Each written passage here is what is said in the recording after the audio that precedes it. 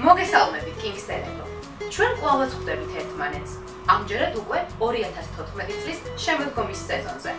წარმოგიდგენთ კინგსის ინგლისური ენის ოლიმპიადის ტესტების ნიმუშებს. მოდით განვიხილოთ მესამე კლასის ტესტი. ტესტის ჩაგვრით კვლავ 100.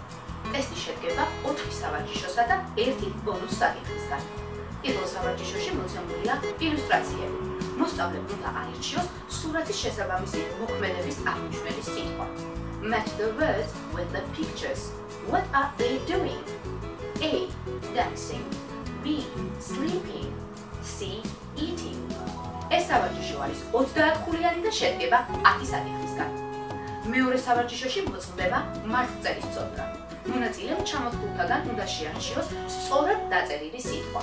Which word is correct? A, B or C? მაგალითად, მოცემულია სახლი, A house, B an house, C a house. ეს სავარჯიშო 20 ხულიანია და მასში 10 საკითხია. მესამე სავარჯიშოში მოსწავლემ უნდა აირჩიოს ქართული სიტყვების სწორი ინგლისური თარგმანი. Find the correct translation.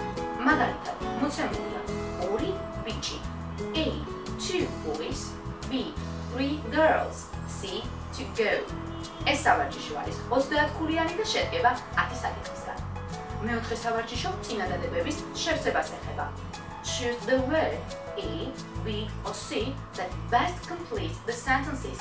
მაგალითად, მოცემულია the bird singing. A is, B are, C B. ეს სავარჯიშო 20 ხულიანია და 10 საკითხისგან შედგება.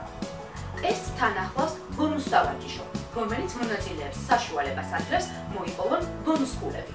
სავარჯიშო შედგება 5 საკითხისგან და არტიკლების სწორად გამოყენებას ეხება. თითოეული საკითხი 3 ხულიანია. ამრიგად, მონაწილეებს ბონუს სავარჯიშოს მეშვეობით შეუძლიათ მიიღონ მაქსიმალური ხულა. კინგსი გისურვებთ წარმატებას.